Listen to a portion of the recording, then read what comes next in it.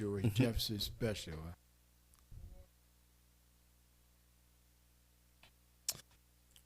My name is Robert Watson, the owner of Crown Quality Products, and I'm got some of my partners here today, good men around the city of Detroit, that we wanted to just talk and have a roundtable discussion about business and about where the rubber meets the road. So I just want to introduce you to some of my partners. First up, I have my friend Benjamin. I've known Ben for, I guess, what it's been over 10 years. It's been a while. Longer than that. But longer than that, and he's been almost like a mentor to me. He's been in business. When I met him at his business at the Russell Bazaar, and I've learned so much from him. Mr. Stokes has been just such you'll hear his wisdom, and he has many stories, and he's the most joyous. Like he's not you'll never hear him say a negative word, and that's always what I admired about my friend Benjamin Stokes. So Benjamin Stokes III is here today with us. We have my brother I've known for, I guess, over 20 years now, since high school. And my brother Omar Raines. Omar has had a successful business that he's grew and sold, a printing business that it was like the biggest printer in the city. Like I asked Omar one time, I said, man, how are you giving those prices away? Like you beat everybody. He said, man, we was just breaking even to get people in the door. And then once we got in the door, selling them jobs. And this guy has a wealth of wisdom.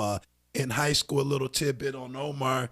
I think he was recruited by the government. I know you scored very high on some scholastic tests, SAT, and just did very well on the test, even though, you would rather ever see him in school. Now, yeah. True facts.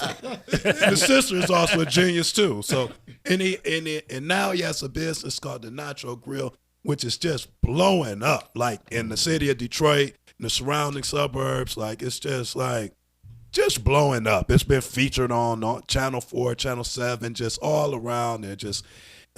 And he's going to share some stuff with us today. I want to invite him. So, and then last but not least, we have my brother, Pastor Alonzo Bell. Pastor Alonzo Bell I've known for a very long time, going all the way back to college. I remember seeing Pastor Alonzo Bell. Well, he wasn't a pastor then. He was just Lons back then. Yeah. Lord. Or as we would call him, Mac Lons. Excuse me. But Bell just had a glow to him. I saw him sitting in the cafeteria with another guy I knew, Keith, and they were like kind of like best friends back then. And I just said, who is this guy? This guy is like glowing like Bruce Leroy. Like, this guy he's dressed fresh and he was clean looking. And, he had his, we go to the party, he had his beard done up all slick and just a straight East Side Detroit guy. I mean, this was like 1999 and he was wearing pump waves. No, I'm just playing. He got That was 92. That was 92. But anyway, him and his wife, First Lady Keisha Bell, man, just excellent people. And he's doing a miraculous thing over here on the east side, right here on 111 Whittier. Pastor Martin Evers Baptist Church. This brother has real estate out the wazoo. I mean, buildings. I mean, just talking about it, we can go into testimony how you got that huge building and just a school and a girls program for at-risk young teen mothers, helping them raise their children so they can graduate from high school. I mean, he's just knows everybody, all the who's who in the city. People just love him, admire him, and him and his wife. And it's just a pleasure to have all these brothers as my friends. And really on the way here, I was touched that you brothers, man, took the time out to come. I know you all are busy, and to take the time out to come, it really touched my heart. And I want to say, man, God bless you. But I love each and every one of you, as you already know, too, man. bro. Yes, And, sir. My brother. It's a pleasure to be here. And so we go. It's thank you. Before we move in, we got somebody got to introduce you, man. I got to, Go if y'all mind. and to all y'all who don't know, this is brother Rob Watson. We've known each other, like he said, for many, many, many years, and he is the only black brush manufacturer in the country.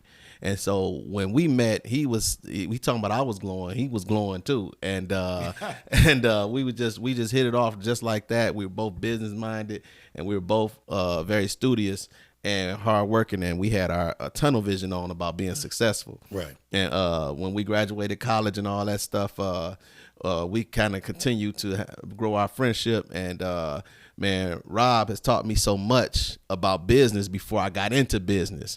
And even now, whenever I run across something I may not know, I call Rob, see what he knows about it to guide me. And he's an expert at import, export. He goes to China.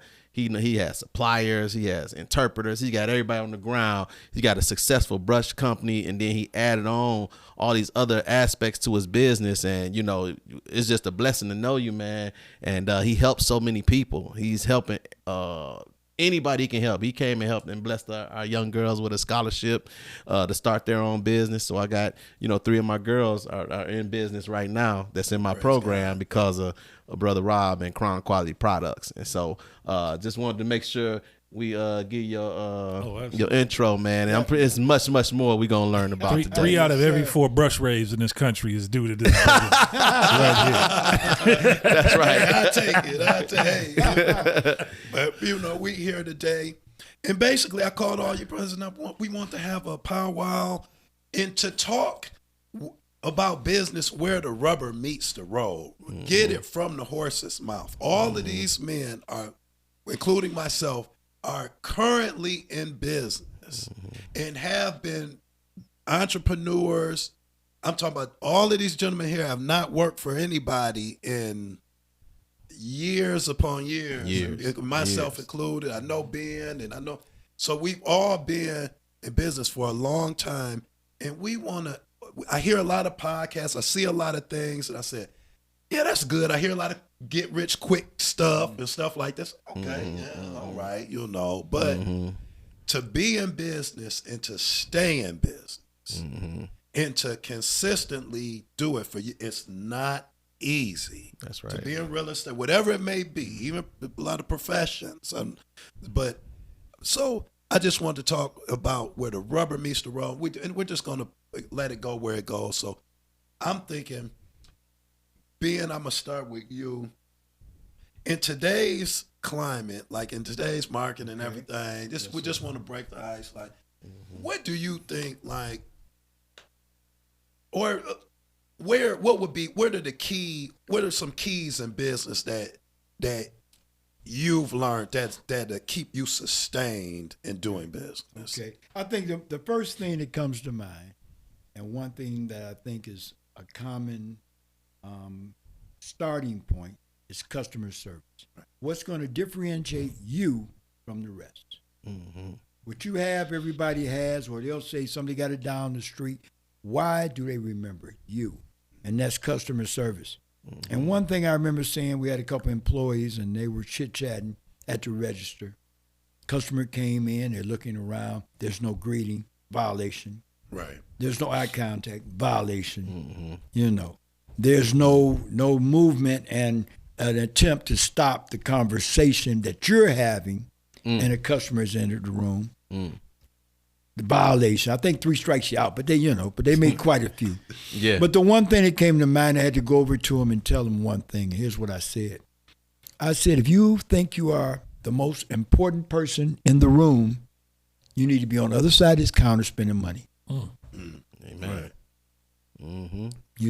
So I had to, and I'm trying to give them a lesson about what's important, what sustains a business, because return customers will sustain you in lean times.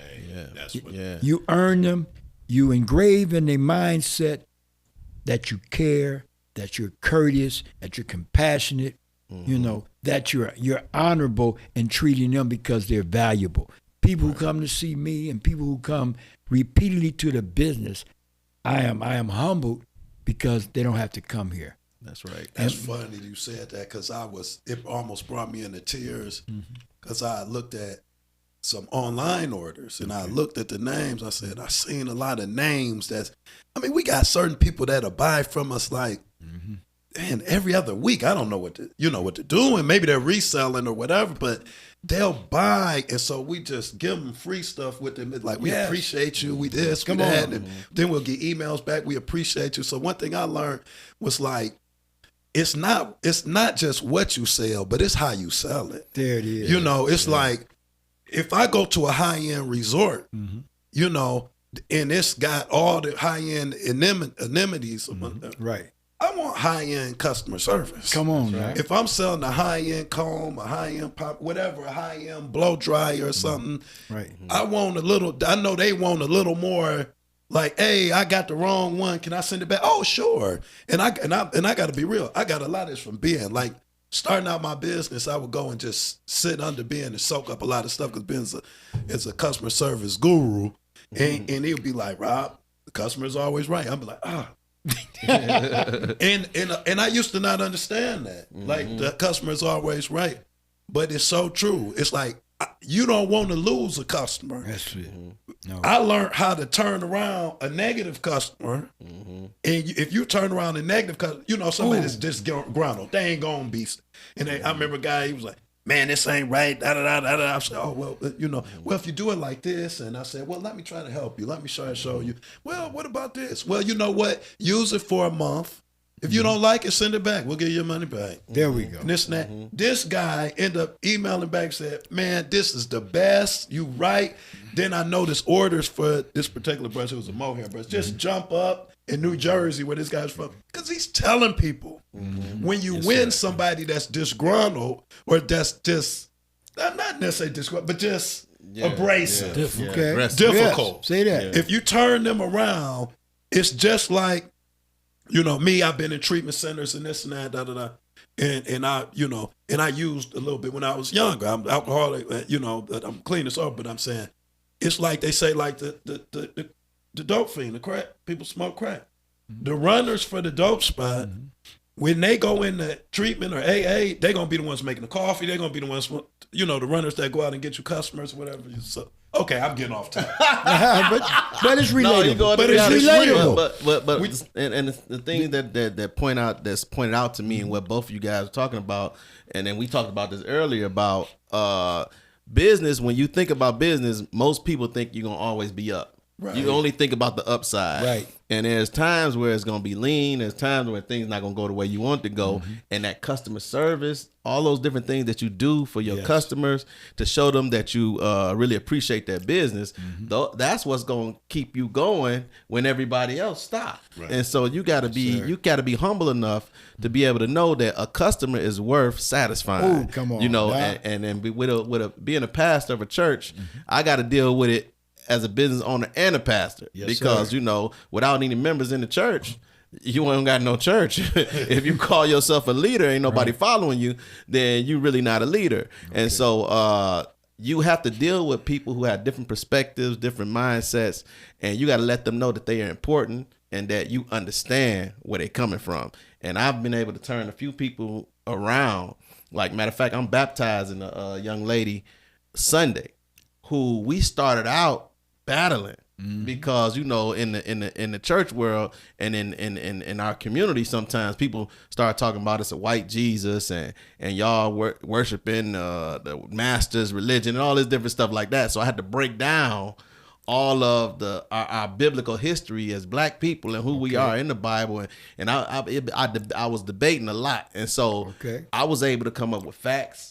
And hit her with it, and she would hit me back with something about the Canaanites and the languages, and then I hit her back with the Abrahamic studies and this and that, So, but before you know it, she had something going on in the nonprofit world. I went and I donated some money because she's doing something for the community. Even though we don't agree on a religious thing, but I know you're doing something to help our people. So I went over there and donated some money to her. She was surprised. Excellent. And then we continued to talk. And then, one day, she called me and told me, Pastor Bell, you know what? I think Yahweh is the real God. And then, so we was cool on that part. Right. And now She called me and said, I want to be baptized. Yeah. And so she coming in That's Sunday, beautiful. man. So that's a blessing. Praise God. Yeah, that's God a is good, man. Yeah, So, man. yep.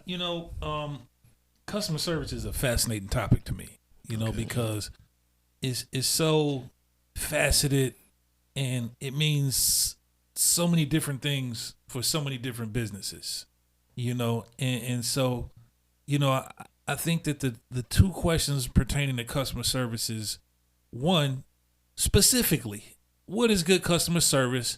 And two, how do you make it systematic? You know what I'm saying? How do you systematize customer service? I mean, if you have an operation, take the natural grill. We're dealing with, hundreds of people on a daily basis.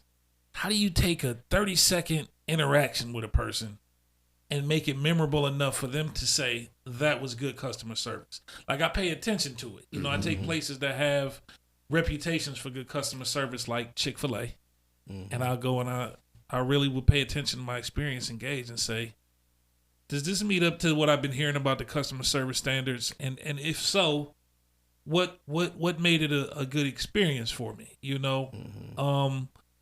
lot of good customer service comes from, people who are good with people. You get good customer service experience from that person who was able to seem to have a genuine empathic connection with you, really take an interest in you personally. Right.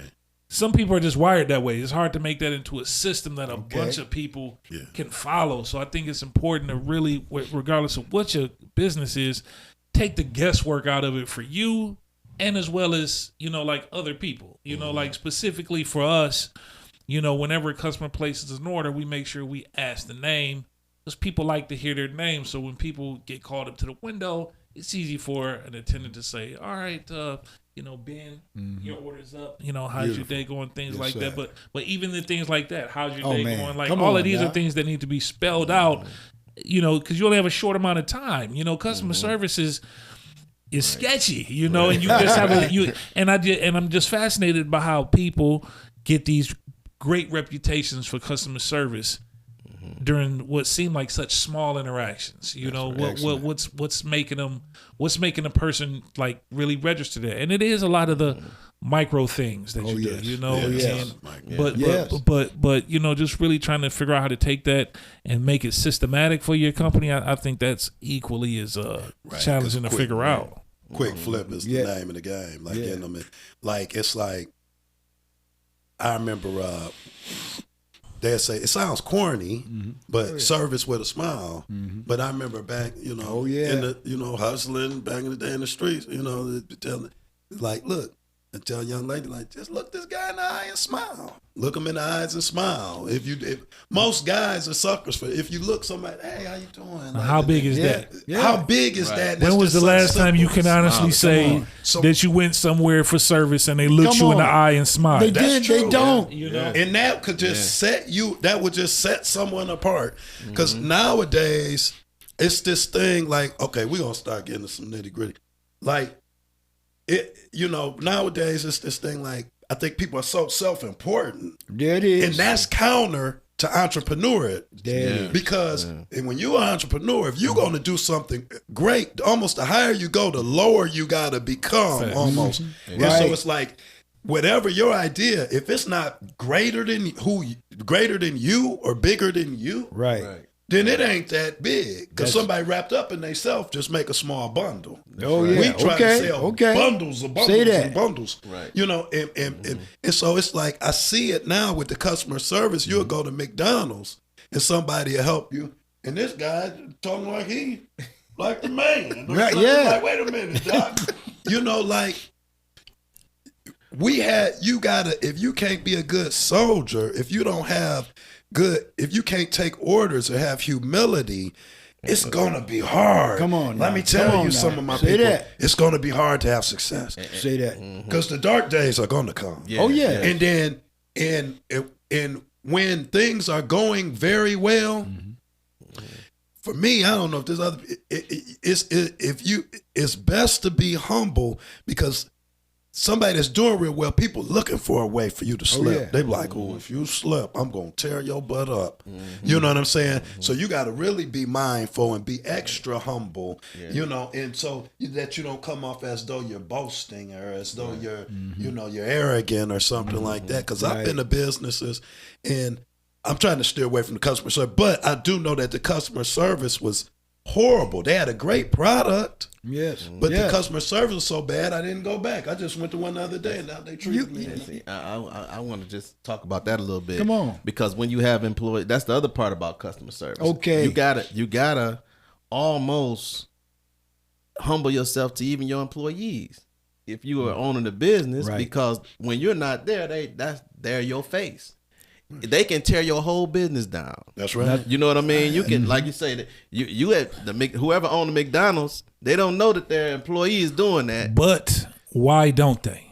Okay. People, Good point. listen, let me tell you something. This is a phrase I learned that changed my life in a way. Like, people only respect what you inspect. That's right. Period. Okay. Come on. How Say that. many times Gotta would own it take for a manager or somebody to do an incognito drive-through and say, I drove past or had my people drive past 4 times. Not one smile, not one look in the There eye. it is. There it is. That's poor leadership. Yeah. Right. You know, no matter how big you are, you still have to. You got to have systems in place. When the to check cat's that. away, the mice will play.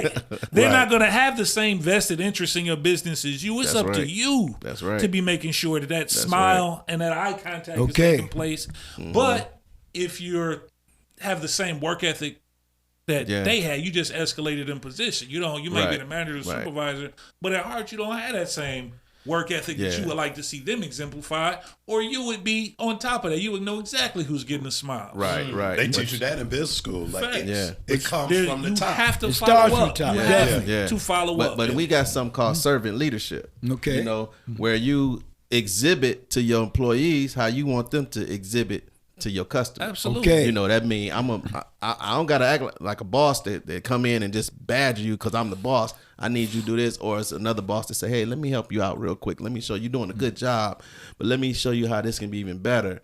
And then you help them out somehow. Okay. And then they'll be willing to help you out a little bit because, you know, it is a part of it. You know, not that you're supposed to just let your employees do anything. Right. I'm just adding to that Okay. little part where there's some humbleness in all aspects of business. Now, that's a good Absolutely. point. You know. Who is the real boss? The customer. The customer. Bam. And see, that's where we lose the contact, like you said. The simple things. When people come in, the smile, acknowledgement, welcoming, that sets the stage. That short window you talked about, that's so important because you have one chance for a first impression. When you say it, the other thing, it all comes full circle. When you say a disgruntled customer is an opportunity for your top customer, because your impression is made from caring enough to rectify the situation, even if it was imaginary in your mind. Right. See, because that's the key. But you got to have that in your heart, which means, like when you say, well, if your front line of defense is not on point, it's on the management. Because here, if you don't know that the guy you got at this Family Dollar or at this particular place has his pants sagging, is FaceTiming while 5 seniors stand in line, says nothing to, he's destroying your business. Yeah. Not just bad. Yeah, tearing it down. Violence. Extreme. I would never go there Yeah. because it Terrible. comes from the top. If you allow it and you don't know, you're incompetent. Right. If your manager's not telling you, they're incompetent. Yep. If you're the stockholders, all of them need to be fired because you're not on top of the business. Yeah. If they don't make money, you won't make money. So let's make it personal. I used to tell my people, I say, look at this. We need this money. So let me talk to something that means something to you. Since you're here for the money, if we don't take care of these people, there's no money. Right. The business will go down. Right. The business is over. Right. And so if you allow it, they destroy from the inside. A lot of businesses are like that. They treat us so bad or they're so inconsiderate. Right. And then we start talking about inconsiderate in a me generation, in a me world. So really, they're not inconsiderate. They lack consideration at all. Yeah. So if you don't think about others, how can I consider you when it's all about me? Yeah. If the money goes away from the customer leaving, that's your money. That's your money. They'll just as soon go get another job to mess up. See, You know? Right. that's it. There you go. But you have to, like you say, you have to stand on Stand what your on. principles are. Yes, sir. How many write-ups do you think or corrections are taking place in these McDonald's and over a smile? Right. They're probably like, man, it'd be nice if you smile. Who's No. willing to stand on it? Like, no, that's in the rule book. That's you have to you do provide each customer with a smile. If that's too much for you, maybe this isn't the place Come for on. you to work. But a smile is part of this. Come on. position. And you deal with people lovingly how you need to. You know Right, what I'm right. saying? But at the end of the day, you have to take it. If you You don't gotta take hold it somebody serious, accountable. if They you don't not. take it serious, Right. it's not going to be no smiles. There it is. That's the bottom line. Accountability is key. Accountability is key. You be kind, or you be fair. What I learned is, Right. it's like if you're, my boss, I had a boss when I was working at a nursing home, and I feel he was a great boss. And he used to tell me after work, during work, he came off like an SOB. Right. And he said, Robert, you know what boss means? And it was something, I can't remember the acronym you used, but say it backwards, something SOB. And that's his belief was, at the end of the day, your employees need to think that you're a such and such SOB. So they don't try you. So they don't try you. He said, but you treat everybody fair. Now, I'm not, what he did, it worked. Now, he did get in a fight with a guy. But it did, he whipped that place into shape. It worked. And I understand what he's saying. Because when I went into managing buildings and all of that, and another lesson I got from, I'm going to shout him out. This is my man, I learned so much from him. He was in Vietnam, a man of old type, big, tall, white guy, Mike Apponatus. And he said, the greatest lesson I got in business one time, or just in life, he said, Robert, you going around here chasing these girls around, stuffing this in the closets and stuff like that. and I see you. And he said, but if you keep your nose on your work and your mind on your nose in your work and your mind on your business, everything else just tends to fall into place. Okay. And that was some of the wisest advice that I've ever gotten, because it's just true.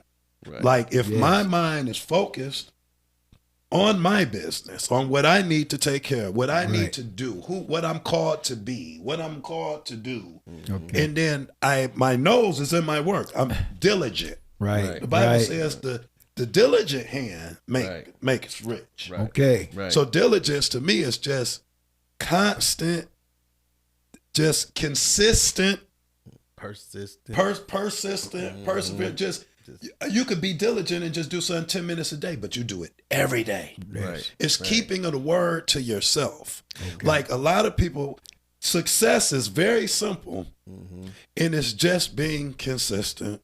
Okay. Like I had success in school after I just consistently studied Okay. after the class every day. Right. Like, or I consistently just next session is chapter 29. I'll read chapter 29 and without any stress. Like I just read through it, just unstressed.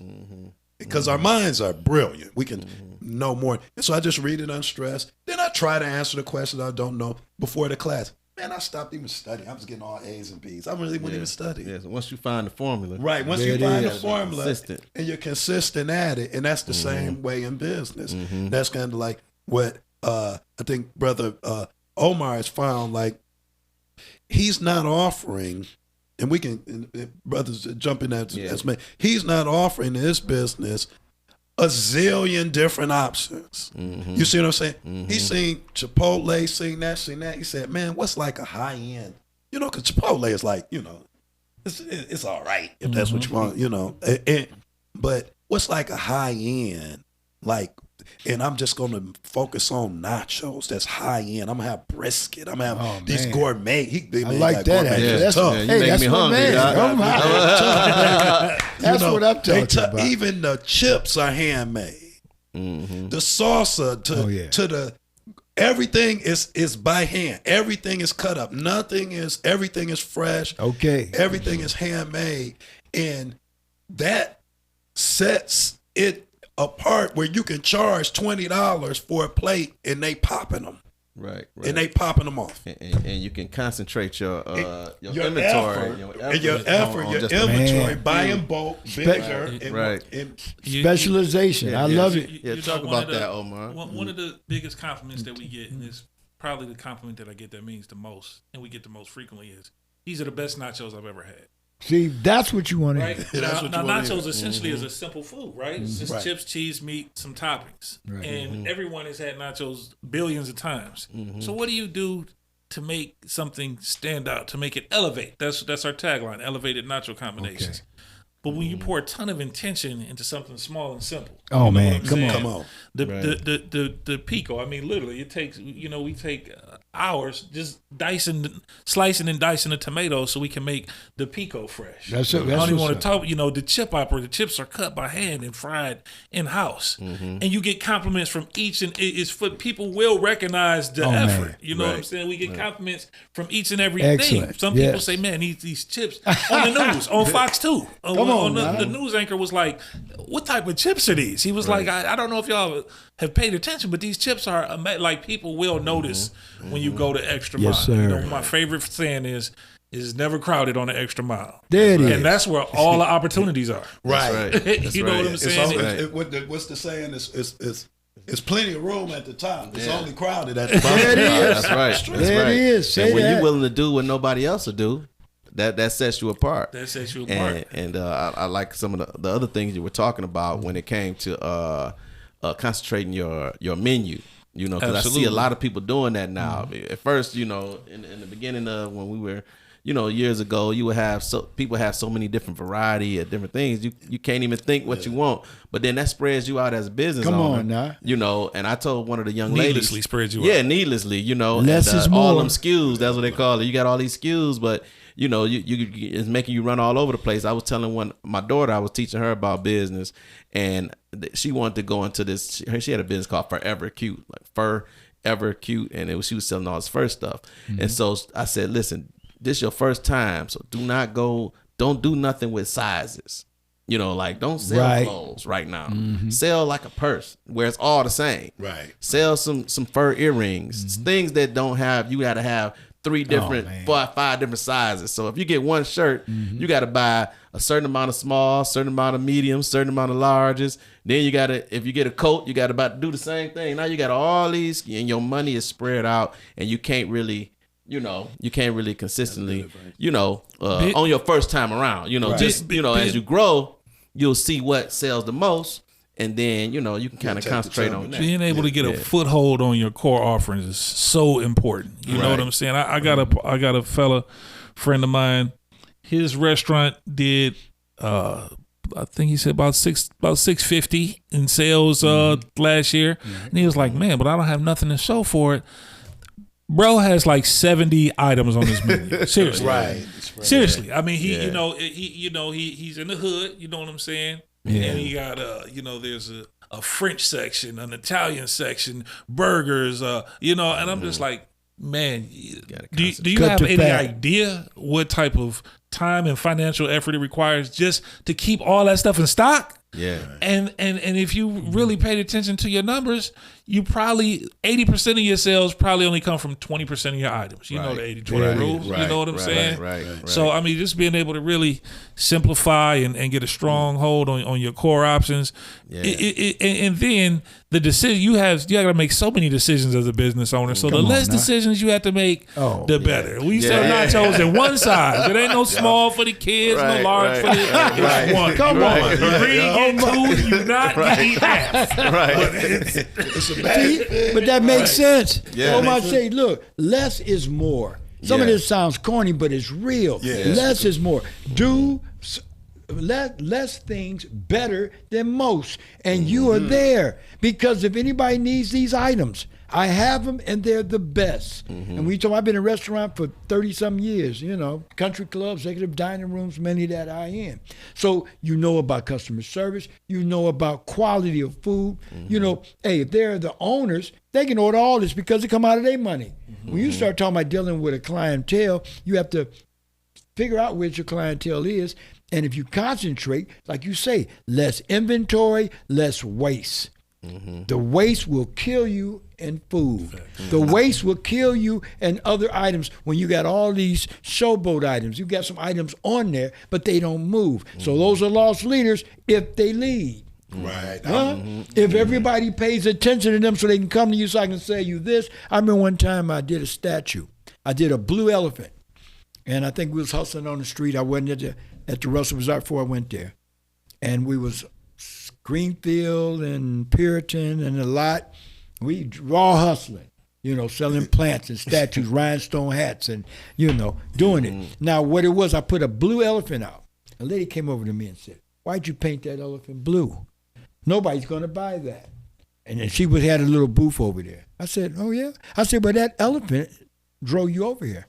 It's going to draw people in so they can buy the black and gold elephant. This is the one that sells the most." But they don't see this dull black and gold elephant. Yeah. They see that blue elephant. And about an hour later, a lady came in and bought the blue elephant. I went back and told her, somebody bought the blue elephant. But so that's what, like you said, concentration. Same as you said, the young lady that you might have been at odds with is just a reach. But that is where you show up and show out. Is when you run into an obstacle that you solve. You got to be, you have to be a problem solver because problems are immense. Yeah, the solutions are rare. If you look at me, like I'm in a slim, what could be perceived as a slim niche. Yeah, right. But if you feel a play, if you solve a problem, yes, and even me with my offerings, like I'm like I'll slim them down, like but create.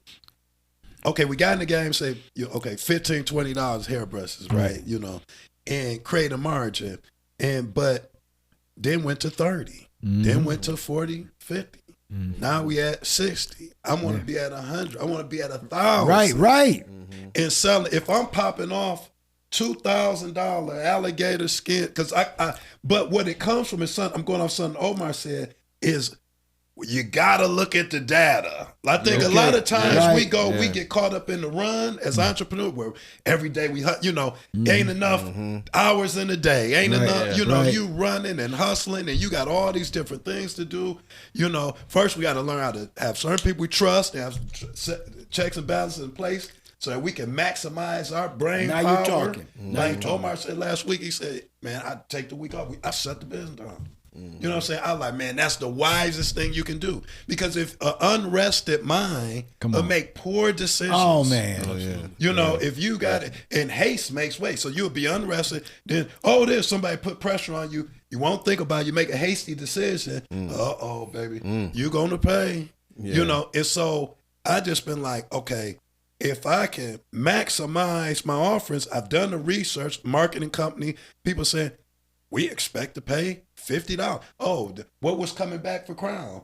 Like, that's the high-end brush. That's them high-end. That's them brushes cost a lot. This brush cost a lot. This random people in all demographics. Right. Also found out Native Americans are very fond of us.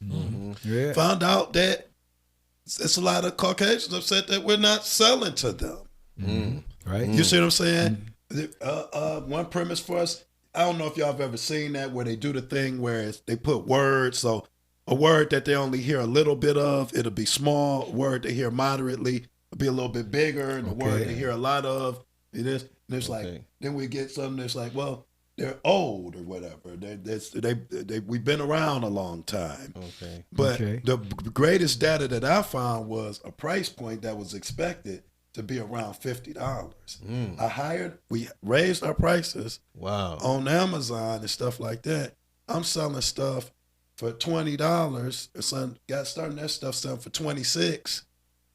30 something now.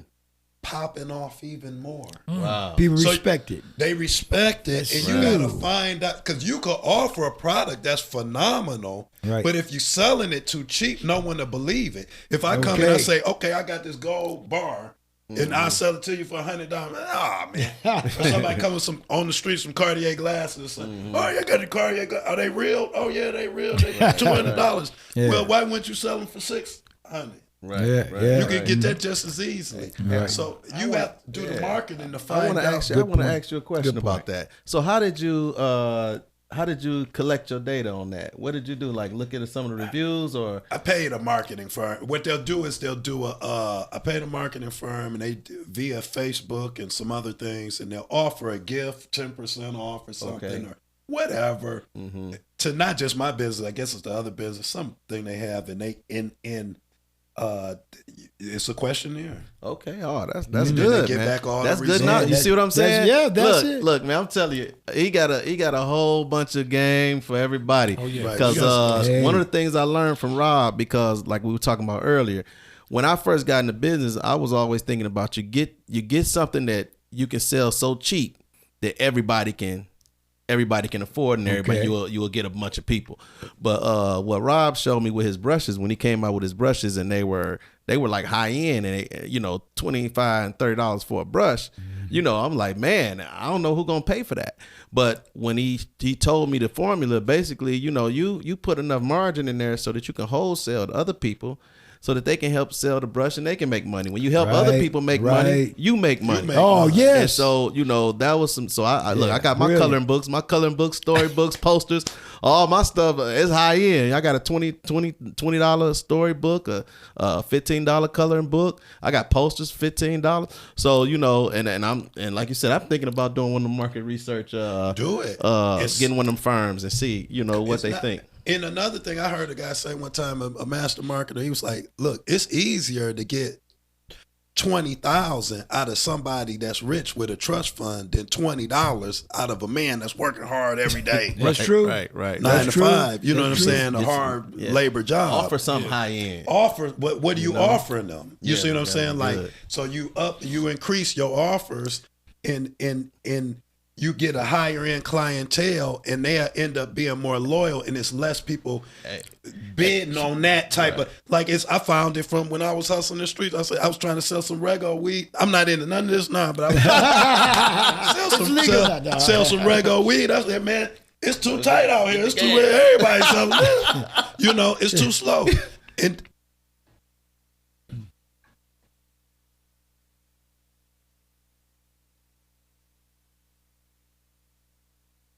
oh, okay. Yeah. Okay. We're gonna break it down real swift for them. But the point of that story was I started selling gains. I said, man, let me get some gains. I had to get a little girlfriend. She had some hydros or something. I'm not promoting this, but I'm saying from our community, a lot of people, if you got ambition, it wasn't much offered to us. Like our parents, our people around us, they'd be like, go to school, get a job. Right. You go to school and they talking this yin yang and or you can and they telling you a false history, a false narrative where you at the bottom and or you were a slave and that's where your history began and and then so you got this low self-esteem. But say you got a fire in you be like, man, I gotta get it. And then so you see the cats getting it and they, the dope boys, they hustle, they do it with it. And so you say, if that's what's around you, but as we come up with, that's why our children, we saturate with, like I collect art and I do this and I saturate them with beautiful environments and everything. But to make a long story short, I started selling them cheese. And then that was like, dang, I started doing well, invest everything right back into it, get one, get a couple. And so what you're saying is, if all the street guys, you're a street guy, a lot of street guys could be great entrepreneurs. They could be great entrepreneurs Right. if they had access to other products and services and different things like If that. they saw it. If they saw enough of it, Right. And I like the other thing about what you do. And it's also it was the high end things, and it was the niche. Okay. That's what we're talking about. Niche With and a the pitch. A niche and the pitch. All right. Yeah, the niche, man. Like I always thought you had to be everything and have everything. Like you said, that niche, what we talked about earlier. I use that in everything now. Like I'm just gonna stick with the Hebrew heroes, with the Black Bible characters, Black history, and all those different things. That's my niche. Oh, yes. So you got the nachos. That's your niche. You got the brushes with the curve in it. Right, You set aside. right. That's your niche. Right. Then you got what you're doing. That everybody, Yes. you got to get a niche because, of course, there's a billion people that can buy whatever you're selling. But hey, you don't need all 1 billion of them to buy it. You just need that slice. You know what I mean? And I think that it's really, really, really important that Black people understand that, because I think in the Black community we have a hustle type mentality, and that hustle type mentality causes us to want to over diversify our efforts, our thoughts, our ideas. You know, my girl, her son. I mean, you know, he got he cuts hair. He does tattoos. He wants to, have a vending machine. He wants to, sell sneakers. And I mean, but that's just like exemplary of the Black mindset a lot of times when it comes to business. As a business mentor of mine once said, he said, I've never met a jack of all trades millionaire. There it is. Say that. You know what I'm saying? Say that. Be focused. I've never met a jack of all trades millionaire. We want to own 3 businesses and have 4 streams of revenue and income, and having different streams of revenue is good, but say that they're all going to be minimal to mediocre at best if you don't have the time and the focus to concentrate on one thing to make it great. Right. Say that. Yeah. Yes, sir. One Multiple thing streams That's of what I income believe. tend to flow to people who have one dynamic, great stream of Right. income. Right. Okay. Then you go over to the other stuff. Now, see, That's how I I know what believe. you mean. Now that's well received, because like you said, I've seen this too. When you don't know and when you're hungry for success, you say, it's like fishing. If I put 10 lines in the water, I'll catch something. No, if the silvers are running, you're going to lose 10 rods. You might catch 2, you lose 8, because the fish going to grab your rod and you can't control it. It's almost like octopus entrepreneurship. There's certain people that are in so many things, and I don't begrudge them. Like I say, put as many bricks in your backpack as you can carry. But they're stretched out so thin in multiple directions, it's hard to do good in one. And when one is doing good, like you said, you will drain it. All these other ones will be losing money, taking it from the one that's doing it. You'll never see your money. Yeah. Right. Because you're making money here, but you won't give this your full, undivided attention. Like I do metal. And that comes with discernment. You have to, gotta have but some discernment. you got to have It's going to discernment. take that. It's going to do that. Make no mistake. It's going to take Discernment. That's all what of I'm that focus and energy to make one Oh, thing man, great. Pop. Trust it. Like it is. what it There it is it's faith. Right. It's a lack of faith. You say, "Well, I need this just in case this fall off. I Right. need this." You don't believe But if you want the big reward, you're gonna take the big leap. There it is. You know what I'm saying? You're Yes, gonna have sir. to put it up, man. Yes, sir. You know what I'm Yes, saying? sir. And so you're gonna have to put your faith on the floor. You know, and so it's like, man, I'm focusing on this because I had talents at a lot of different things, and they would have me off focus. I said, I'm gonna focus on one thing and then do that and then see it all the way through. A lot of people, they'll leave before they'll quit before the miracle happens. Oh, come on, say that. It's like you got to see it through to the end. I was tired as a dog when that stuff. When I was doing that, coming out with a breast, that was unheard of. It was unheard of for Yes. a Negro Yes. to do that. Yes. You know what I'm saying? Yes. I go to China, they had never seen a Negro. They do that. They was like, we ain't never seen a Negro. I had to convince them to do that. You know what I'm saying? And so it was by the time to come, I said, Lord, I seen it to where it's in a box and the packaging, it's made, it's mass produced. But you do the rest. I can't. And of course, there's still a lot of more work to do. But it did start to take off. And so I want to take another direction real quick because we want to get into something about business credit. And this is man, I wish I was on the radio live right now. So everybody tune in, call somebody up right now. Yeah. Because we're going to give you some straight boss game. Now, we're not talking about, that's why I got these brothers here. We not brothers they ain't got no time to sit in the studio and meet, really. It took a lot for them to be here. It took a lot to get this together, because they in the field making it happen, and myself included. But we want to give y'all some nuggets, man, and we want to talk about business credit. And I got a couple mentors that I deal with business.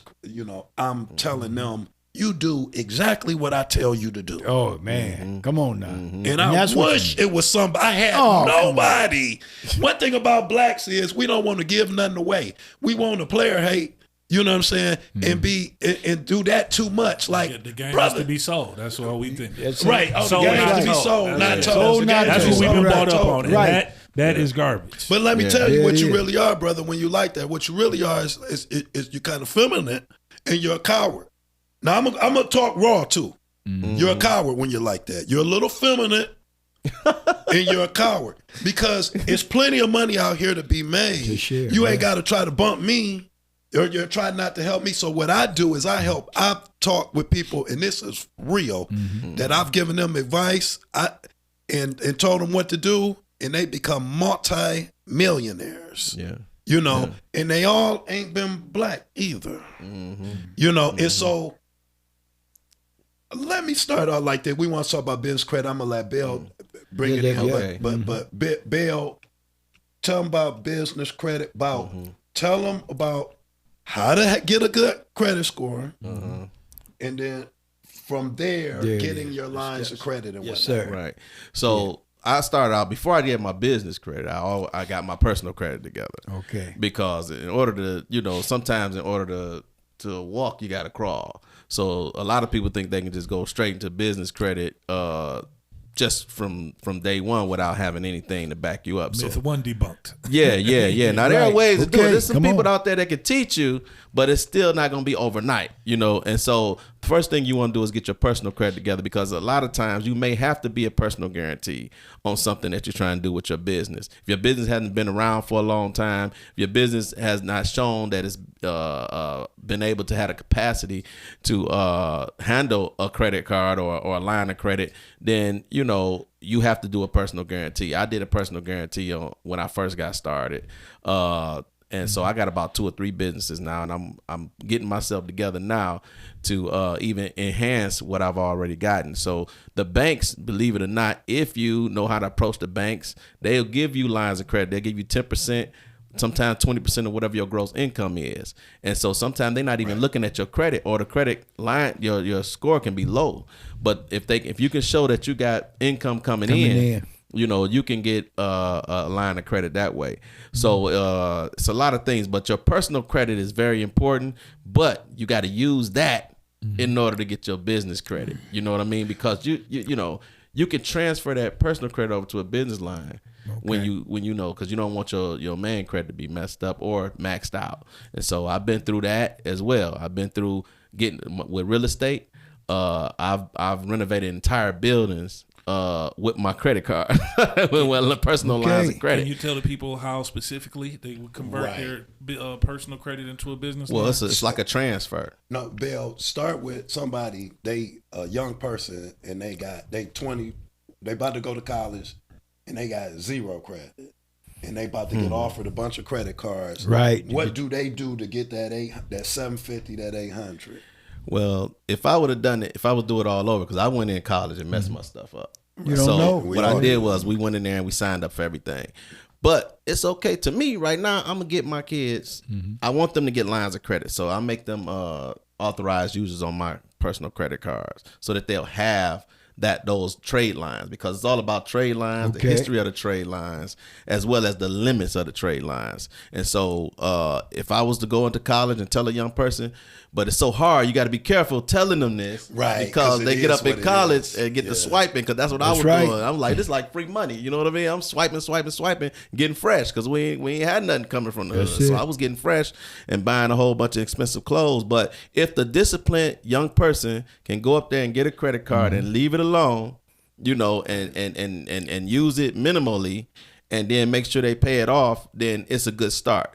But if you got parents or that are responsible, your parents can put you on as authorized users, and their credit will report on their children's credit. Jump so start. they get a jump start. So they'll come out already with 700 scores if your parents got 700. Oh yeah. You know what I mean? Oh, or 800. man. You know what I mean? So it's a thin line. I don't want to, for young people that's like in college and stuff like that. But can I say what you told me to do? That work like a mug. Like, okay, what you do is this, and this is why my mentees doing this. you need 3 revolving lines of credit. You need a Visa, a MasterCard, American Express, or a Kohl's card or whatever. You get the cards. Say you start off with one, you don't have no credit. You get a secure card. Okay. A secure credit card. You use it to buy some gum or something. You put $2,000 on a secure credit card. Say your credit is bad. Get a secure credit. You buy some gum, pay it off. Don't use it no more. Let it keep reporting zeros. This was what Pastor Bill told me. Don't let it keep reporting zeros. Then you get another card. Now say you want to use that card. You don't say the limit is, let's say for easy math, 10,000. You don't use over 30% of that card. So you don't use over 3,000 in a set period. You don't let the balance you owe be more than 30% or whatever your budget on that card is or whatnot. Then once you have that, you have another card. You need another card. What I do is I try to have that card at 0 or at least under 20%. This is going to hyper build your credit, and then you start getting offers like me. You have all type of cards, you know what I'm saying? But I still have cards where I don't use. Say I may have a card that's $7,500 on it, it's 0 on it. The line of credit. So what you want is when you start having the business, say your expenses a month are $10,000 to $20,000. Even say you have a business, your expenses are, you're coming out of $30,000, but you may be seeing, only 40 or whatever, and it's starting. You're trying to get over that hump. You're trying to turn the tide or whatever like that. That's still good. Get you a American Express or something like that, and use the card to pay your expenses. Right. Have your money going into a bank account, a checking or savings or whatever like that. As soon as possible, get you a line of credit.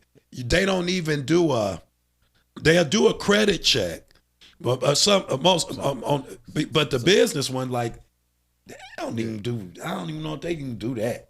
Yeah, like, it all depends. So your line of credit, you'll pay back. Say you have a line of credit of $100,000. You use your line of credit money to pay your expenses, and then you pay down your. Is it getting complicated? That's it. But your business, you use your line of credit to pay down your business, to pay your business expenses, whether it be shipping, whether it be food or whatever it may be, cleaning service, whatever it may be. Vehicles. Right, but you can use your American Express and pay that, and then you use the line of credit to pay your American Express note. Right. So everything is in place. So say you start with a $50,000 line of credit. Your note on that $50,000, you only pay 1% to at the most 2% on that line of credit per month. Right. So on 50,000, on 100,000, you would pay $1,000 a month. And so and Rob been blessed, and so he up there now where he had them 50 and 100,000s lines of credit. Right. But to some of us that when you first start, no, I'm just 1,000. Yeah, you telling the truth. You telling the truth. But when you start out, nobody's gonna have that much confidence in you. Rob been in business doing phenomenal for so long. When you start, a lot of us start really behind. So if you're behind, you got to get what you can get, and that's what we was talking about, that secure credit card, different things like that. And there's so many other things that we could share with you. Like there are ways that you can get your rent to be reported to the credit bureaus. Right. You can get a car that you took over from somebody else and you didn't put no money down. So it's a whole lot of new tricks out here now. But the main thing is you diversify your credit profile. Right. So that means like you want a house note. If you get a house on there, you get a car note. Then you get a three credit cards. So now you got a variety of different credit options in your profile. So that's how you really start to build. And they may start off low. And then, like he said, when back in the day, when we first started, I say don't touch them. You know, just pay them off and don't touch them. When I first started, I had to get one of those cards where you had a $300 limit and it was already $175 on it when you got it. Right. I went ahead and got it, man, because I couldn't get nothing else. There it is. But I paid the thing off and then I didn't touch it, you know. But nowadays, what they doing now, Rob, if you don't touch it for too long, they'll cancel you. They'll cancel it or lower your credit line. Yeah. So now what Rob was saying too, what you do is things that you got to buy anyway. Like if you got to buy food, if you have to buy if you got to pay your light bill or all these different things that you have to do, right? Go ahead and use your credit card to pay it, and then pay it off with the, you know, with your debit card or with real cash, and keep paying that down because you're building your character, your credit character. Okay. And those things, like he said, like even if you have a $10,000 line of credit, you have a small business and say you're paying $10,000 of bills a month, and you get a $10,000 line of credit or something like that, and you're using that to pay some bills, whatnot, and you can, once you pay your line of credit off, you can ask for an increase. So that's right. the thing. Okay. Like a $50,000, $100,000 line of credit, $20,000 line of credit really ain't much. If I would have been doing this, if somebody would have just told me instead of, oh, you should use a line of credit. And it's like, then you're looking up a line. How am I going to get it? No one's sitting me down and just telling me, and it's just going in one ear out the other. And I'm just like, well, I don't believe in debt. I don't believe in debt. Okay, right, And then you start seeing like these people like, how are they growing this business so fast? Because as a brother, you can show exponential growth and not get a loan from a bank. Oh yeah. You can show growth, money hand over fist, and still not. I was showing it exponential growth every month and couldn't get a loan. And I said, wait a minute. This is like for sure. You know, and then so it's like you get that line of credit. Now you can finance your own growth of your business, and that's what we need to do. Like you start with 10, you pay that 10 one off, say, man, I want a line of credit of 40. Right. They may not give you the 40, but they'll probably give you 25. There it is. If you ask for 20, they're gonna give you 15. See, we're giving you, boss. This is the real. So you want to ask for a high amount. I got a line of credit, it was 50, but I asked for, my first line of credit was 50,000. I asked for 75 because and then one thing you want to do is you want to get in good with people at the banks, like the branch man. She told me what to say. She wrote up she was like, do it like this, do it, ask for this, and you want to get in good with them. And that goes back to what we said first, like just be cordial, take an interest in them. They like swimming, take an interest in swimming. Right, they like this, take an interest in, talk to them. Relationships, build businesses. Like a lot of people are just buy from you. I said, well, you can buy this product from the company that sells it. Why you want buying it from me? I said, a product we reselling. I said, well, I just want to buy it from you. And it's like, I just like how you do business. I just trust you. That's who people work with. They deal with those they like. If they don't like you, they won't mess with you. And one thing you said, everybody said about the credit, we didn't know. And, ignorance is no excuse. But we came out, like in college, not knowing anything about credit. And what it is really is this is credit. This is not your money. So use it and pay it back. Use it and pay it back. You'll never have to pay interest on it, and your credit will grow. Simple as that. If you're in dire straits and you mess up everything and you never pay your bills, you're going to screw yourself up for years coming. And then you have to learn how to do it. You need a builder account. You know what I mean? So what it is this. They never tell us all the ins and outs. The ins and outs is they'll tell you can spend 30% and pay it off every month, and they'll give you good credit. If you want excellent credit, they don't want you to use no more than 10%. And then, like you said, I used to take the credit cards and put them in the drawer and keep from using them. But then I need to go out and at least buy some gas with it or something. It needs to work because otherwise they say we make nothing off of you. They do want to make some money. And I want to just one of my mentors. I got a business mentor. I got a credit mentor. Right. That's the other thing. You got to get some mentors. Yeah, come on. Like now. Rob is one of my mentors. Right. You need those. He heard me talking and he said, "Look, drop these jewels on them." So he said, look, I'm gonna tell y'all right now. There's certain places you got to go to get these different credit opportunities too. That's a little bit more lenient. They have different tricks to the trade. So he told me to have everybody look up Kickoff, KIKOFF. Okay. Check them out. look up self lender. That's SELF lender, and then look up Credit Strong. Okay. And you check them out. And he said when you apply and work with them, your credit score going up 90 points. What? Yeah. Forward it to me. Yeah, I'm forward Yeah, to you. forward those to me. Hey, forward those to Forward them me. to me too.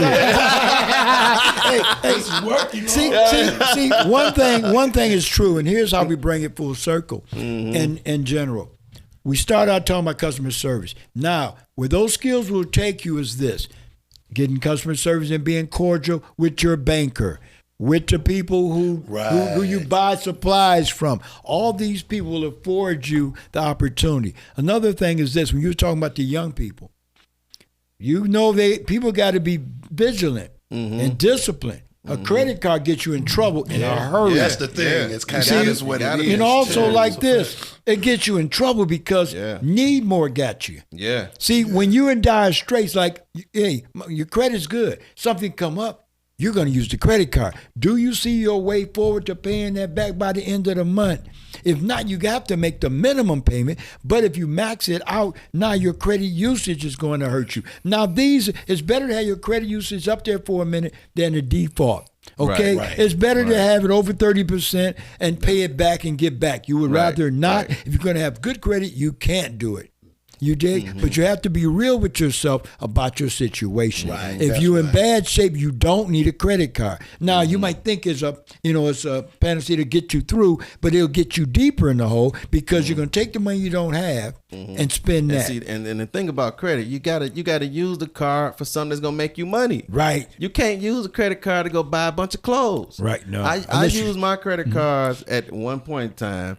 I renovated an entire building. I bought the building. And then I paid for labor and I paid for all the materials using my credit because I ain't had to come out of my pocket. Awesome. And then once I went ahead and got the building together, I went ahead and I was able to rent it out, lease it out, and start a business in there. Yeah. That money that came back, now I pay all that off. You know what I mean? Okay. I did it to flip a house. So you get a house, I use credit cards to do all of that, get it all fixed up. Now I flip the house. You know, if I got a house for $65,000, I put about $50,000 in. I used all the credit cards to do that. It was worth $225,000. So when I flip it, I'm gonna make $100,000. So I pay off the 50, and then it's time to go and do it again. And so it's about what you use your credit cards for. Don't use it. Use it to buy products. Use it to buy stuff that, like, go on Alibaba or wherever you can go. Well, really, we got the plug that's better than Alibaba with Brother Rob. The direct suppliers. You can use credit cards to buy stuff from China. You know what I mean? And you get the products and you go sell it. And when you sell them, can I understand you in passion? I would say passionate. Whatever you're passionate about, because the game's gonna be so thick for general products. So many people come see so much stuff, and let me dispel all of that right now. Like you'll see all these videos like, oh, you make $1 million a month, a day on Amazon selling generic products. It's gonna collapse. If there's any opportunity, it's people scouting all the opportunities. That's gonna collapse on itself. You gotta focus very quickly, and so you have to focus on something you're passionate about that you would do. That the money is a byproduct of a success or of the love or the passion you put into it. Like some people just love working on cars, love how they work. Right. You start a business because you love working on cars. Yep. That passion is going to come through. Come on, Omar cooking and sales. It's just going to come through marketing and me with marketing and the love of hair and Bell with real estate. And so it's just like turn your hobby into a business. Right. Turn your hobby into a business. What is your passion? What do you love to do? It was something else, a point that I made. Ben said something. Oh man, I lost it. What's going on, son? But what did we were supposed to talk about also? Sustaining and having the faith. Oh, I was talking about. I was thinking about. One thing you can do with relationships, and don't think that it's using people or being disingenuous, is I used to do it, and the results are like bananas. Like, you want to grow, son? Do this. Whoever your clientele are, if you're dealing with other business people, like say, like Omar, they do these big contracts for like, I don't know if you do GM, but you do so many companies, you probably do. But big companies like that, whoever's the head liaison or something, you get their birthday. Yeah. Oh yeah. They birthday, Oh yeah. they Christmas, and you send them a card. Right. You send them a card on their birthday. You send them a little gift, like something that's like, man, I used to do that. I got that from this CD, this tape, Mackey, a master marketer. He said George Bush did it, and that's how that's how he won his presidency. It's like, it just works. Yes, it works. People want to be considered. It works. People want to be If you do it. remembered. Yeah. People want to be appreciated. Yeah. See, it goes back. See, here's the thing. What we're doing here, and to make it valuable, like we're doing. See, all these is winners at the table. You know, you gentlemen, I'm proud of each and every one of you. I've seen you for a while. You know what I'm saying? He said 10 years, probably close to 20. He don't want to tell his age. I can't have mine. Hey, check it out. But the one thing about it is this. It's important to talk about business credit. It's important to talk about these. But first and foremost, what we talked about is sustaining it. Everybody thinks it's easy. We've had some bumps and turns, and it ain't over. Yeah. It's not over as far as not being successful yet, but it's not over as far as not getting some more bumps in the road. Yeah. That's just go with Yeah. life. Yeah. So what it is to prepare for people and to be honest with people. You don't want to tell them to be scared, but if you ain't ready, if you are scared, ain't your time yet. Because if you're scared of losing, you scared of winning, because they go together. When you Yeah. play a game, somebody's going to win and somebody's going to lose. So you're going to get a W or scared of L. winning. Man. They go See, together. that's I what like kept that, me Doc. back so That was far. crazy. Yeah. Fear. Yeah. Fear. Yeah. When I'm scared of losing, I'm scared of not being just, successful. Mr. Ben, you just made me think about Gideon. You Come know, on in now. the Bible. Bring you it. know, Bring he it. he had to go battle against the Amalekites. Come on. And it was like thousands of them, and he only had like 30,000 people. Yes. And the God told him, "You got too many." Oh, And right. He said, "This is how you get rid of the ones that you don't need." He said, "Ask everybody who's scared. Tell them to go home." You know what I There mean? it is. Anybody scared on the team got to go. Let's go. I don't need nobody. I get out here. I think I got 30, but I really only got 20. There it is. When I get out on the field, I'm looking for you to come be with me, and you standing like that scared, you done let the man stab me in the back. You know what I mean? So God told him, get rid of the ones that didn't want to, that was scared from the beginning. So 10,000 was gone almost, or 20,000, I believe. Right. And then next thing you know, he said, okay, now the guys, take them to the water. He said, and look at how they drink that water. He say the ones that bend over and just put their head in the water, don't pay attention to nothing, don't look around their surroundings, and just put their head in the water and drink. Tell them to go home. The ones that put their that get on their knee, bring the water up to their mouth. Right. They looking. He say them the ones you want to keep. They smart. They attentive, and they end up only being 300. There it is. It's from 30,000 to 300, and Gideon had to go.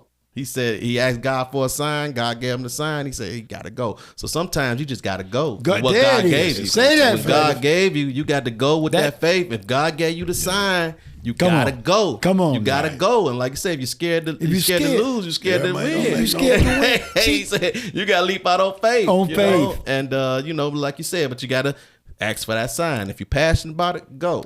Start off small. Man, That's come on, true. bro. Start off Because small. that's how you bring it in. That's why what we talk about is relatable. But when we say that here, is I wanted to get to it, is that if you don't practice the rules of sustainability, Yes. pay the dues, watch the red flags, the hidden signs, find a mentor, build relationship. We're trying to tell you the things that we've paid dues on, Right. that will yeah. make you able to sustain, yeah. because you can get the credit, you can get the business, you can get the product, and you can go right back out of business if you don't do that. Now you can Right, no, I right. mean You take go right. pictures. Yeah, Hey, look, yeah. take the pictures, put it on Facebook, get all the bragging rights, get all the women you can pull, get all that, hey, all this artificial Right. women, because Right. to sustain, brothers, that to sustain, you must have certain things in place. That's right. Now, getting those, they're crucial, because we've always had a hard time getting money. That's why our descent to the top, or our ascent, is slow. Our acceptability to money. Nobody's told us, and those who had it were too selfish to share with us, because they figured they didn't want nobody up there with them. They didn't want nobody up there with them, even though it's enough money for everybody. Right. So we have to let people know, first of all, you have to see if it's in you to do what you have to do. You have to, you have to do what is necessary to take care of your core market, because if you can't retain them, you will never make it. You will not succeed. Right. And if you do succeed, it'll be short-lived. And that is it. Right. Anything that's going to be blessed in the end, it's going to be difficult in the beginning. Like it's in the middle too. Hey, sometimes it's going to be ebbs and flows. Tell the story. Like Gucci isn't always in style, or it's going to be a new brand, or you know, whatever the brand is, Versace or whatever, this and that. And then they said, people, I remember when people came to me and was like, man, it's all type of knockoffs and this, Rob, man, da da da da da.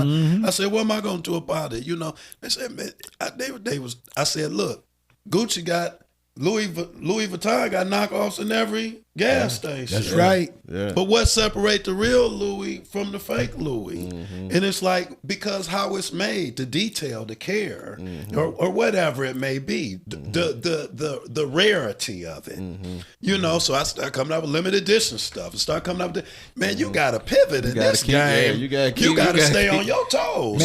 You're not going to be able to maintain success or wealth and not, you know, if you got a good thing, please believe that the sharks is coming. The copycats is coming. If it ain't copy, mean it ain't doing no numbers. That's it. You know what I'm saying? So you got to keep reinventing yourself and keep. What it is you have to stay humble. Like if you start thinking that you the macaroni with the extra cheese and KBB and all of this, then you in for a downfall, because it's always somebody smarter. It's always somebody slicker. It's always somebody that's more that has family with more money or whatever it may be, that's come up better and this and that. But you can always outwork somebody. Hard work and diligence is the great thing to make it even. I don't know the word I'm looking for. Right. Equalize. Yeah. So it's just like, you know, I just want to get that because Ben made a point, like we do got to, you know, where the rubber meets the road. Like this is what we're giving, because you see a lot of business. I see business nowadays. We're in a time where they be like, they're up to, they got celebrities endorsing. That's one thing I never do is run behind the celebrities. Like because they're just a person. You got to sell to the mass public. Yeah, that's true. Yeah. And so we've had a lot of celebrities we've sold to, but I've seen businesses where they be like, up here. Then 2 years later, like, where did they go? Yeah. Spend all the money on that. But see, remember we were talking earlier, and you were saying the overload on the payroll and the situation, how it is, and nobody. See, when you're up there, you don't believe that 6 people can do the work of 10. Now, you shouldn't overwork them, but you should be fair. And if you're fair, you can pay 6 people like you paying 8. And get 10 out to work. You'll be fair to them and fair to you. Say, I'm going to cut 2 of these people. So really you get back. You know, you have to. Because you need to, if you don't have valuable people working for you, why are they working for you? People get people working for them. You know what I mean? They're doing the job of multiple people, but you don't value them enough to sustain that little slot. So you can be concerned with other things. Like you said, if you delegate authority, right, you have more free time to do what's really important. The same as when you're talking about, remember when people were knocking you off. You say, man, Ben, they're getting on me. I say, look, tell them to keep up. Hey, look, pay attention, see how it's done. Remember, keep up. You always innovating and changing. They can't afford to knock off all your stuff. They go broke. Right. So you got to worry about, you can spend your money going broke trying to sue them all, or you can watch them try to keep up, because you always recreate. And innovate. So what you gonna knock off next? Follow me. Try to keep up. And then it becomes more and more obvious, and it brings more attention to your brand and you as the first mover. And now you kind of like, you can make a brand where it's like how I feel like our brand is. It's just kind of like grandfathered in to a certain point. That's it. It's not gonna go out of business. We value. And the crazy thing about what you had did, man, when you were talking to me about, you was like, man, they'd have knocked me off. And you were trying to get them to come up off of Amazon using the name. They use your exact name in their advertising, and all of that stuff. And so when you wrote back to when you had your people get in touch with Amazon, man, it blew me away. The answer that Amazon gave you, it said, man, you were so successful Yes. that you created a category. Mm-hmm. And so you got the category. So now anybody can use that name. What was it? What was the curve? What was the name? It was the Crown.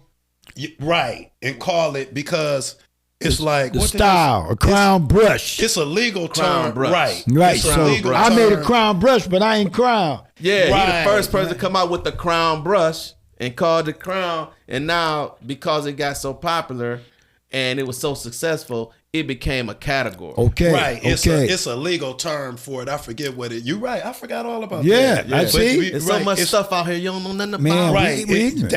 That can happen, where, say, it's like a Xerox. Mm-hmm. Xerox is a company, but they would say Xerox meaning make a copy. They Right. were like the Xerox first mover. company. Or Post-it. They tried a sticky note. Mm-hmm. That was somebody using that, or Post-it, but it become common. Mm-hmm. Where now it's a common, it's that name is Belongs to attested to everybody. that product, where the general public sees it as that they can't sue for them calling it a sticky note or a Post-it or say calling copy Xerox or something. Like Xerox just for me. If it becomes, so that was like in the 70s. It becomes so popular, and so it's like, whoa, So, yeah, like dang, that was you know, crazy. like- And I say that to say, the good thing about it, like, because you started on the level you started and you made it to a certain level, a lot of places we won't even make it to, so that we can see all the opposition. Right. You don't even know what's coming. Oh, I got a Right. story You about know? Right. that. So somebody got to go first. That's right. And get knocked all upside the head. Let me tell y'all a quick tell us story, what to and do. I'm- So and we'll, I'm gonna tell y'all a quick story, an inside story, and then I'm gonna get Omar to get talking. And like, it's I said I'm gonna create this commercial. God gave me a vision for this commercial, and was on me to do it too. You know, the Lord was like, I said, well, Lord, if you want me to make this commercial, send a sign tomorrow that somebody called. And they be like, and that right at the right time, I said, well, maybe it was one to the Lord. I said, Lord, if you want me to make this commercial, then do this, because you know, commercial gonna cost to do something. Yeah. And I was like, and we didn't need it at the time. And I was like, well, and then he said, no, you got to do. I talked to my guy T that works with me, and he's a saved guy. He's like, Lord say do it. We got to do. We fear the Lord. If we don't do it, He gonna tear us out the frame. And then so I said, yeah, we got to do it. And then so we did the commercial, and then I said, okay, we'll make this phenomenal commercial. First guy, he got over on me, ripped me off about 24,000. You know what I'm saying? I ain't gonna say how it was done. I just was ignorant. Right. You know, Right. eager right. money is going to get taken right out your pocket. Somebody like you know, you Yeah. eager. I had a supplier got you, renege. got you. I went to China. I said, man, I had like $20,000. I said, man, I'm about to spend this. Man, I'm about to get all these units and this and that. Da, da, da, da, da, da. They seen how eager I was. Like, Oh, yeah. And it was Got you. like, and I wasn't as prudent as I was. Got the money right up. You know, reneged on 34,000 units, man. I ain't never get the rest of all my money back either. You know, setback. You paid the dues. I paid you the learned dues. the I learned the lessons. lesson. Now you can share it at the table. But with the, right, I can share at the table. And the commercial, That's we weird. made the commercial. I had to remake it again, spent some more money. Brought my brother in this time. He shoots out in L.A. and he's a film director or whatnot. And then so he come in. We make the commercial, cost money. And so now you got to get the commercial played. Mm-hmm. So you go to a company and you got to be in the end to know this or whatever. And I want to play it on all the cable. I talked to somebody and said, well, you can be playing on the cable channels like BET and this and that. Da, da, da. I said, oh, we're going to launch this commercial. It's going to be so strong and powerful for blacks. It's so invigorating. right. He was like, how come these rappers ain't just, you want to make a big change? You got all this money. How come not just have a commercial showing us in a great prowess and kings and queens and sisters and strong and this and that? Got all these millions and zillions of dollars. Why not do that? And it's like, then you get to find out. So they said, oh, it'll be, 20,000 for this many segments. Okay, we got the 20,000. Well, actually, it's going to be 30,000. Okay, we got that.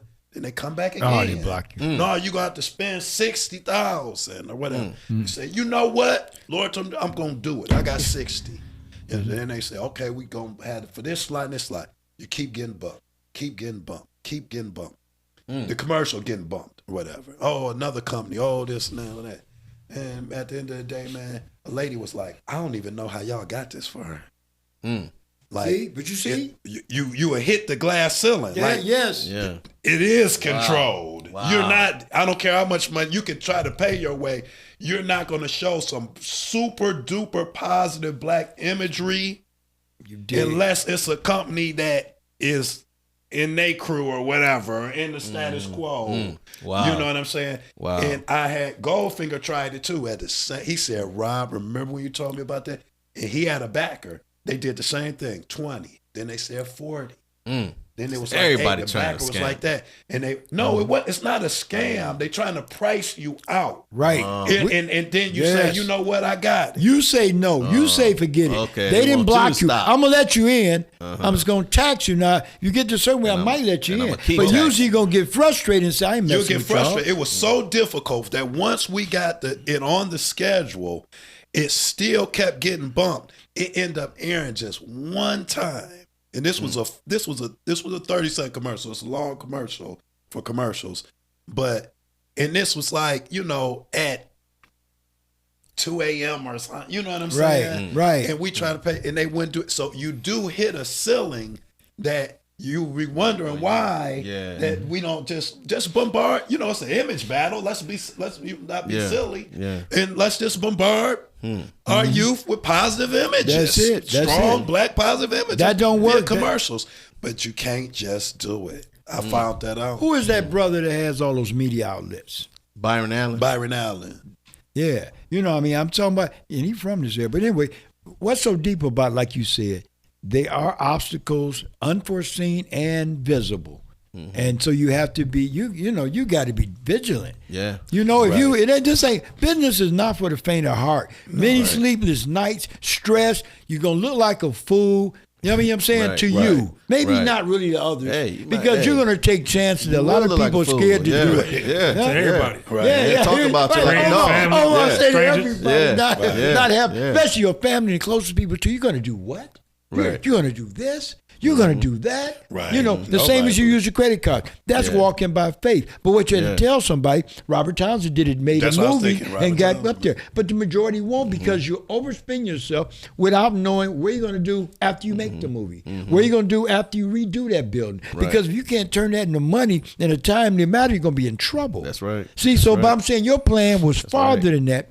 And that's what we have to share. You knew that I'm going to fix this and then I'm going to do this and this and this. You need to have some plans in place. You dig? I've had, I've been through a lot of challenges. Yeah. They haven't stopped coming. I called them and told them to go somewhere else, but they don't listen to me. And as you can see, and you know what, as we can see, and I hope the people listening, no matter what level you get to, it's always going to be some problems. And so you got to have faith and you got to have consistency in your mind to always get up and keep going because it ain't going to be easy. I know it looked like that on Instagram and all that stuff, but everything ain't easy. And no matter how high you get, and that's why good that Brother Rob is here to show us, because some of us never reached that part. I know some other brothers and some other sisters that done got up there as well, and they'll tell you to sit. They'll have the same testimony. It is not easy every day, but you know what I mean. You got good days, but you're gonna have some bad ones too. So Roy said it best, man. He said, "Man, if people knew what I went through to get here, they would never." They would do. Hey, that goes back. Royce. So we just Royce oh, 5'9". Right, yeah. okay. But that goes People knew back. what I had to do to get here. They never hate on me. Like it's so easy to hate on Right. somebody. Man, come That's on. true. That's when Come you, on. You don't see the whole package, but he's Right. like, man, but all my haters, if you knew what I had to do to get here, Man, you come would on. never be able to. Just like That's so true. Just like what you said. Yeah. What you said, the guys will see you after you got some of the trappings that you work for. After you got some of the trappings you have worked for, they'll say, how did I get where you, they don't want to go through what you went through. They want to get to where you are now. Yeah. And there's one thing I want to say, I'm going to make it short.